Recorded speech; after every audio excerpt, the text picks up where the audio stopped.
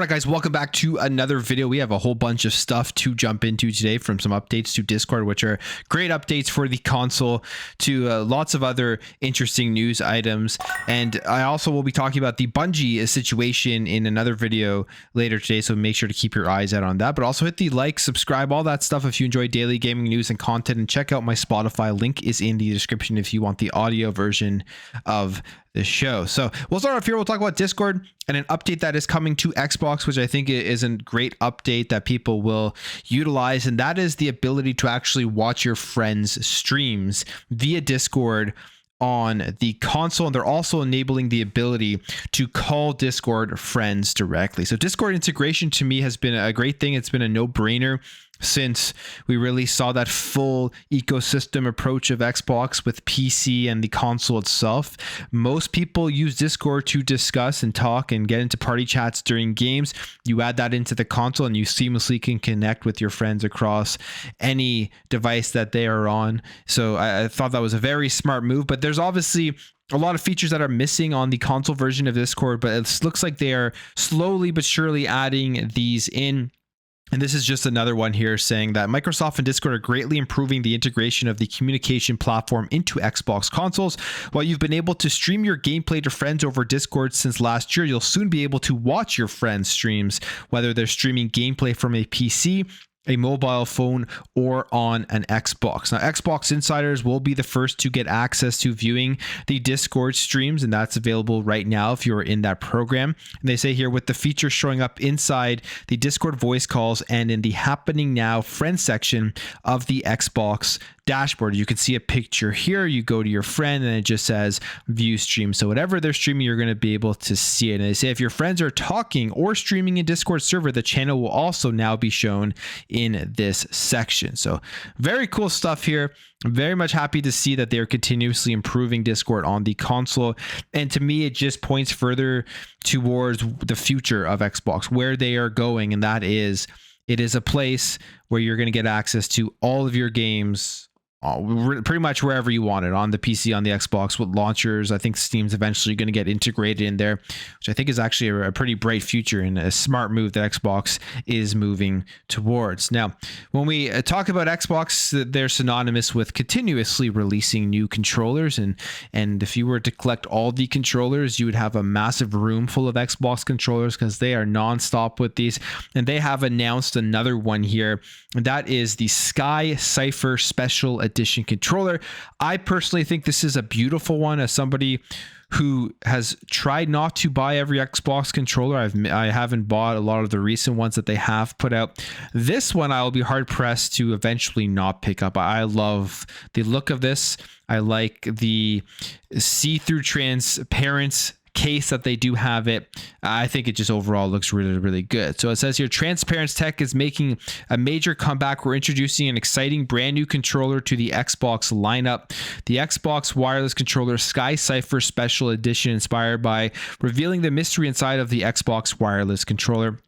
You can see here, there's the front, then it has the blue on the back and the navy blue, I guess. I'm sort of colorblind for those that don't know, so I try my best to look at these colors and tell you what they are. But got the lighter blue, and you have the regular blue, and then you have like the navy blue, all mixed in one, with some really cool looking triggers here. I think those have a little shine on them. So awesome stuff there. I mean, it's just a regular Xbox controller, but if you are enticed by the shininess and the look and you want to add it to your collection, this is one that you may want to look into picking up. And the release date for this, they say that you can pre-order it today. It is $70 US, and then they say visit xbox.com, order a local retailer including the Microsoft Store for more information. So they don't really give official release date, but I'm guessing it will be relatively soon, with the pre-order starting here for this new Sky Cypher Special Edition controller. Now, Game Pass, Call of Duty Modern Warfare 3. It was a big success celebration when they launched it into Xbox Game Pass. Of course, Black Ops 6 is coming to Game Pass at the end of this year when that does come out in October.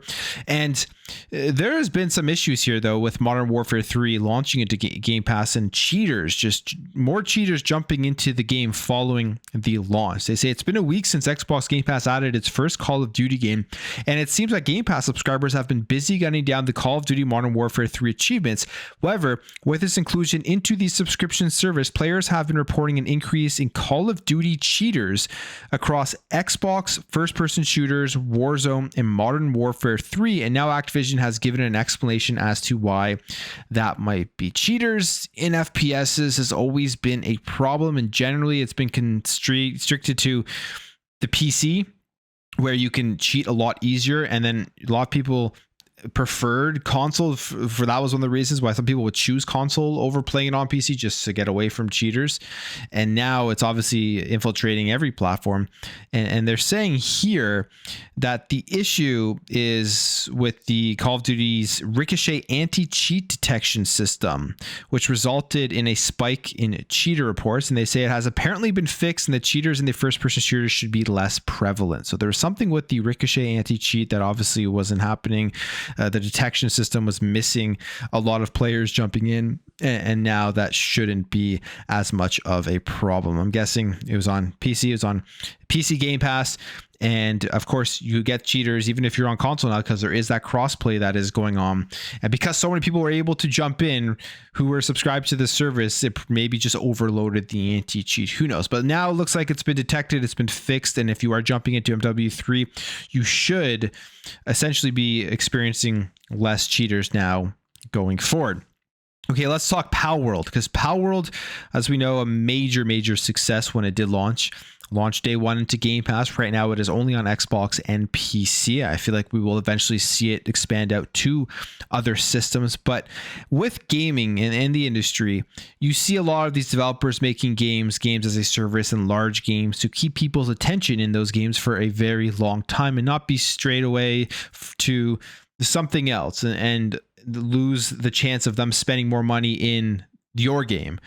And that is kind of, I think, has hurt the development of games, where you're seeing games completely developed around that theory. But we do have a nice breath of fresh air here from the Palworld developer, who is essentially saying, we don't care if you play other games. We actually think that is healthy for the players and for the industry. And this was speaking to Going Indie, the YouTube channel there. You have the community manager John Buckley, better known as Bucky, on X, and responding to claims that Palworld is a dead game because its daily peak concurrent player count is around 60,000 rather than the 2 million it hit at launch. And 60,000 is still not anywhere near a dead game. So that's kind of a funny argument.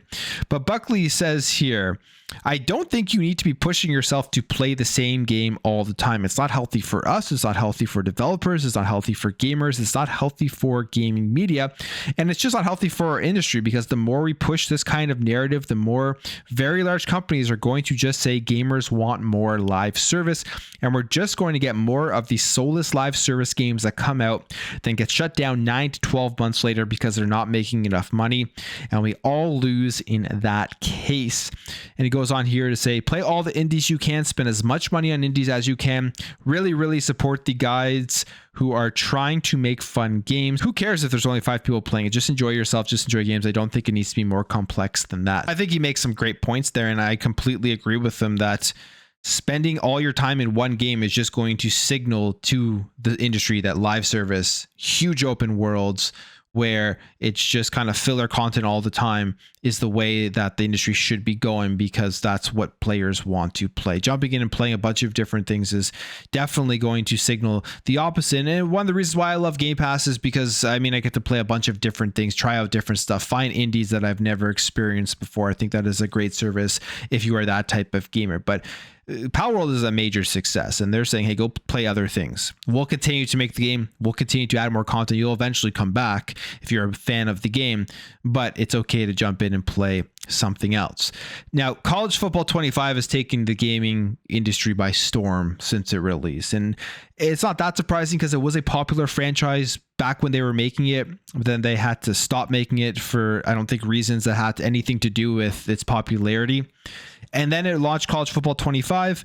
It's sold millions of copies. Last we heard was like 2 million, but I wouldn't be surprised if it's even more than that, like 3-4 million at this point, with the amount of people playing it and talking about it. And it's a good football game. It's the first good EA football game, I would say, since like maybe 08 or something, or since the last college football game. And I'm hoping that this will translate into Madden finally being good, because Madden has definitely, in my opinion, been bad since Madden 08. And I'm hoping that they transfer some of the success of college football, the gameplay and everything, into Madden 25. And we have a little bit more of a deep dive here, and you can see that they are trickling some of those features into Madden, such as the team builder. So they put their deep dive. They gave us a look at the presentation, the prospect hub, the player customization, the create a team, as well as many different things here that looks like the game is going to continuously now improve and hopefully get to a level where Madden eventually ends up being a good game. But here are some of the highlights, or specifically the team and player customization. You can now create and upload your own logos. You can personalize your uniforms, helmets, stadiums, and on-field logos, build your roster, and you can port up to 32 team builder teams into franchise, which is something in College Football 25 you can do, which is use that team builder, import it into the game, and it looks very well. That's what I have done with my dynasty mode, created my own school, and it's just awesome to see. They've added some rookie and team records, which is just over 1,400 new records to be broken within franchise mode. And that thing here alone is just telling as to how bad franchise mode has been for so long, that it was missing rookie and team records in it. And they've also added some league tools here, saying the league creation flow has been updated to make the selection of your league type and roster clearer. And the team select screen now provides expanded information about ranking, top players, and roster.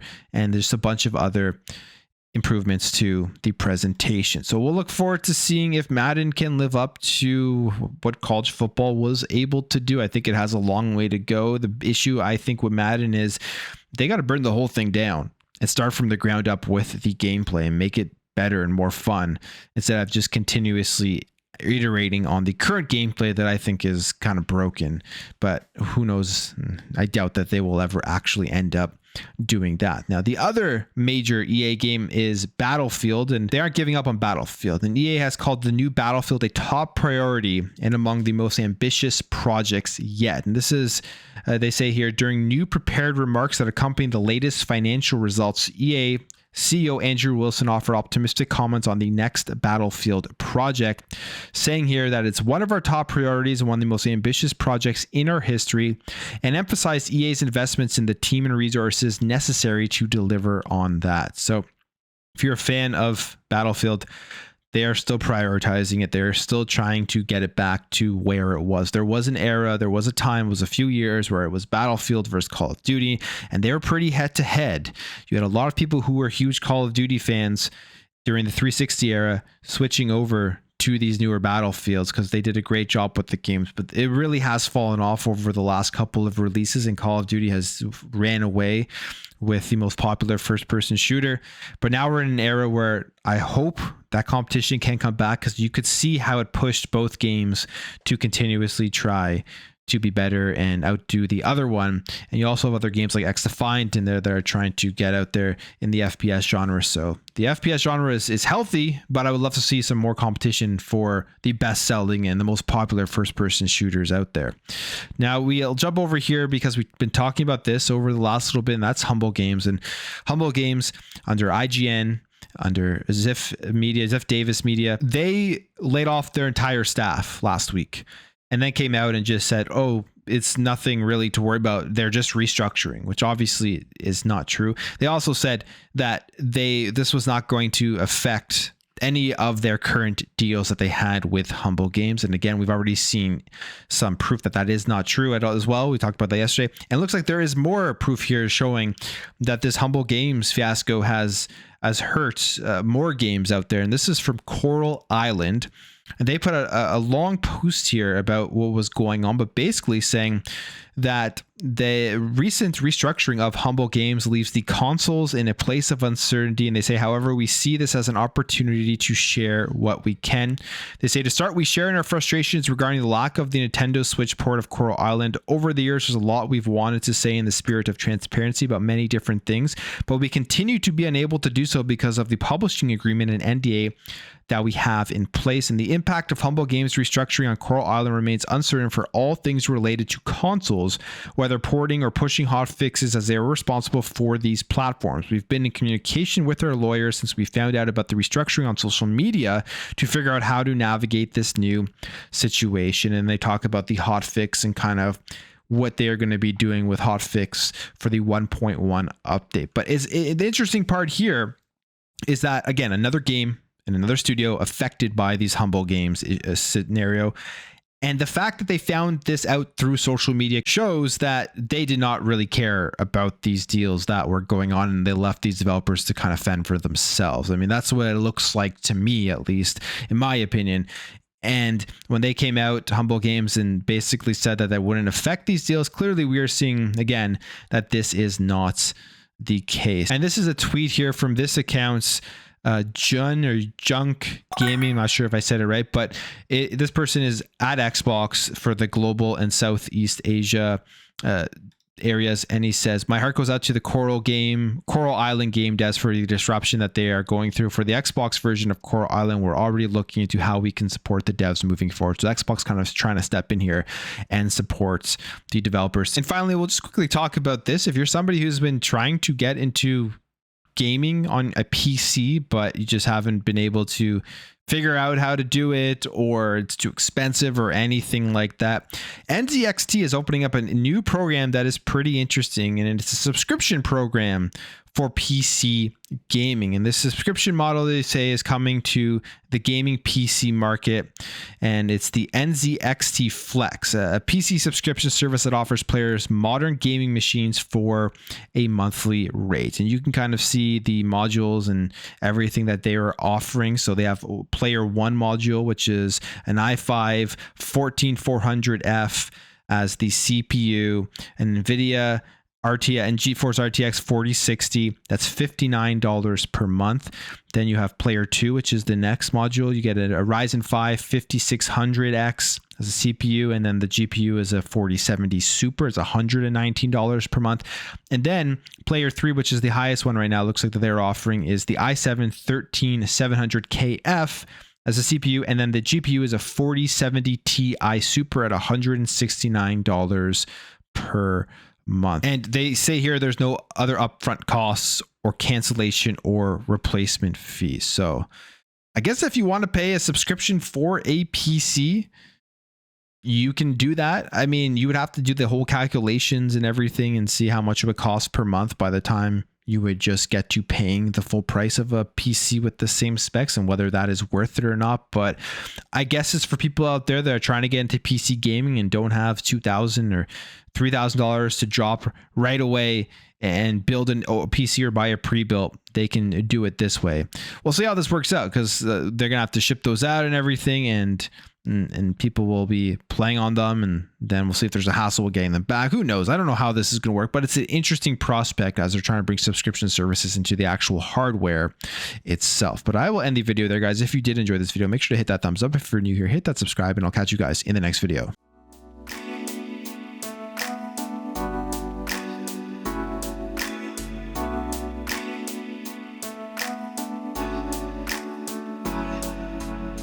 We'll be right back.